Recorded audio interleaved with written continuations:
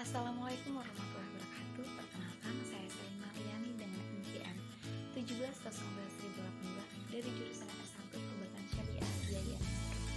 Nah, di sini saya akan menjelaskan tentang fikih muamalah. Sebelum kita masuk terlalu dalam, kita akan mereview apa itu fikih muamalah. Kita belajar dulu tentang pengertian fikih muamalah. Jadi, muamalah adalah aturan-aturan atau hukum Allah untuk mengatur manusia dalam kaitannya dengan urusan duniawi dalam pergaulan sosial. Jadi, fikih muamalah adalah hukum-hukum yang berkaitan dengan tindakan manusia dalam persoalan-persoalan keduniaan. Misalnya, dalam persoalan jual beli, utang piutang, kerjasama dagang, perserikatan, kerjasama dalam penggarapan tanah dan sewa menyewa. Kita lanjut ke slide selanjutnya. Prinsip muamalah. Prinsip muamalah itu ada 4. Yang pertama, ada kaidah fikih atau hukum Islam yang menyatakan pada dasarnya segala bentuk muamalah itu boleh kecuali ada dalil yang mengharamkannya. Yang kedua, muamalah dilakukan atas dasar pertimbangan dengan mendatangkan manfaat dan menghindarkan mudarat. Yang ketiga, muamalah dilaksanakan dengan memelihara nilai keseimbangan atau tawazun dalam pembangunan. Yang keempat, muamalah dilakukan dengan memelihara nilai adil dan menghindari unsur-unsur kezaliman. Ingat, memelihara nilai adil dan menghindari unsur-unsur kezaliman. Jadi dalam bermuamalah itu harus adil ya, jangan sampai ada yang merasa terzolimi atau merasa ada yang dia mendapatkan ketidakadilan. Selanjutnya ada harta. Apa itu harta? Harta merupakan segala sesuatu yang memiliki nilai, terlebih digunakan untuk sesuatu yang bermanfaat dan sesuai dengan syariat Islam, dan diwajibkan untuk mengganti rugi terhadap orang yang merusak atau melenyapkan harta tersebut.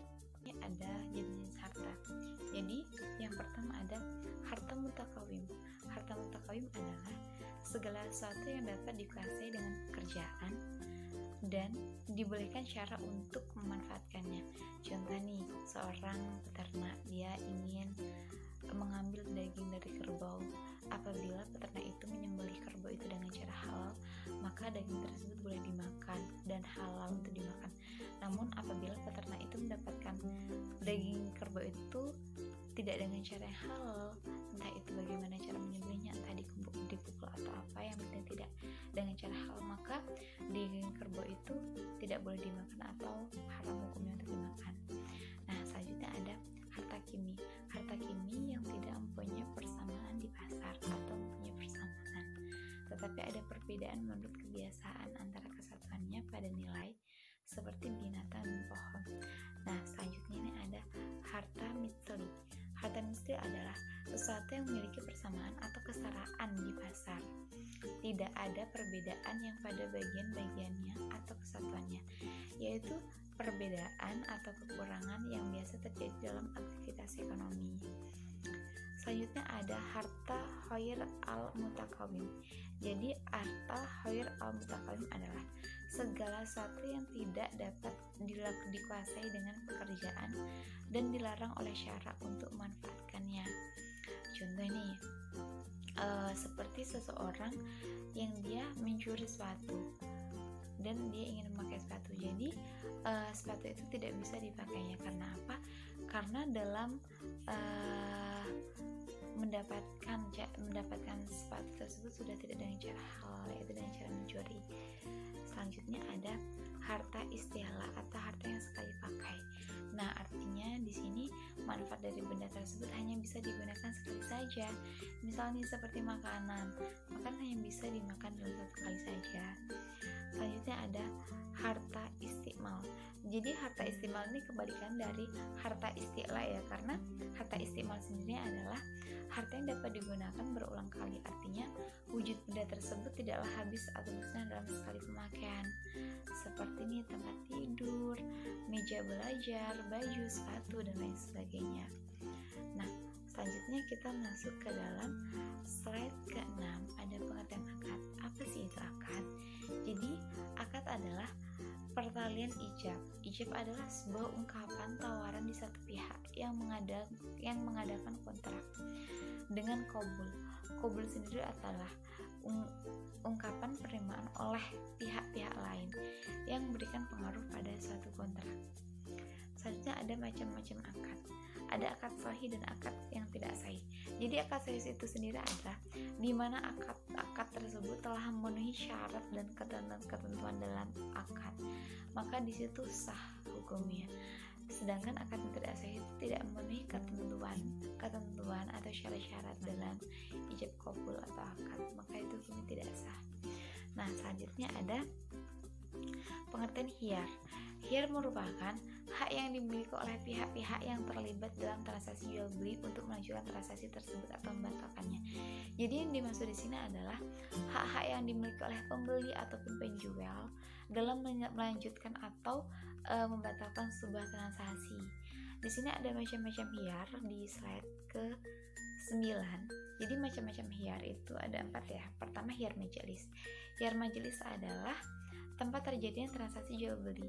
Jadi di mana ketika itu masih berada di tempat yang sama, maka siapapun itu bisa membatalkan ataupun melanjutkannya. Yang kedua ada khiyar syarat, adalah penjual atau pembeli diperbolehkan mengajukan perjanjian dalam masa waktu tertentu setelah akad untuk bisa membatalkan akad tersebut, atau dengan kata lain memperpanjang khiyar majelis setelah para pihak berpisah. Yang ketiga ada khiyar tadris. Khiyar tadris adalah ketika cacat barang ditutup-tutupi dengan cara menampakkan barang lain yang tidak cacat. Jadi itu tidak boleh ya. Jadi kita harus jujur ya dalam melakukan transaksi. Yang keempat ada khiyar aib, yaitu ketika cacat barang tersembunyi tidak disebutkan oleh penjual dan baru diketahui oleh pembeli setelah berpisah dari penjual. Selanjutnya ada pengertian riba. Riba adalah sebuah tambahan yang tidak dibenarkan atas modal dilakukan untuk mengambil keuntungan secara batil tanpa suatu usaha yang nyata. Itu tidak diperbolehkan ya. Jadi jenis riba itu ada 2, yaitu riba akibat utang piutang, itu ada riba qard dan riba jahiliyah. Yang kedua ada riba akibat jual beli, itu ada riba fadl dan riba nasiah. Selanjutnya ada pengertian bunga bank. Nah, bunga adalah tanggungan pada pinjaman uang yang biasanya dinyatakan dengan persentase dari uang yang dipinjamkan. Jadi bunga ini seperti sudah ditetapkan langsung dari banknya ya. Jadi kayak bunga ini kalau di konvensional tuh dia tuh langsung ditetapkan oleh bank. Jadi tidak ada kesepakatan antara nasabah dengan bank, tapi langsung ditetapkan oleh bank dan nasabah langsung menyetujui. Beda ya dengan nisbah atau laba. Kalau nisbah itu kan dia ditentukan, profit itu kan besarnya berapa itu kan ada ketentuannya antara nasabah dengan pihak bank. Namun kalau bunga ini sudah ditetapkan oleh bank dan nasabah harus menyetujuinya. Oke, mungkin itu aja yang bisa saya sampaikan tentang fikih muamalah. Kurang lebihnya saya mohon maaf. Semoga bermanfaat. Saya akhiri. Wassalamualaikum warahmatullahi wabarakatuh.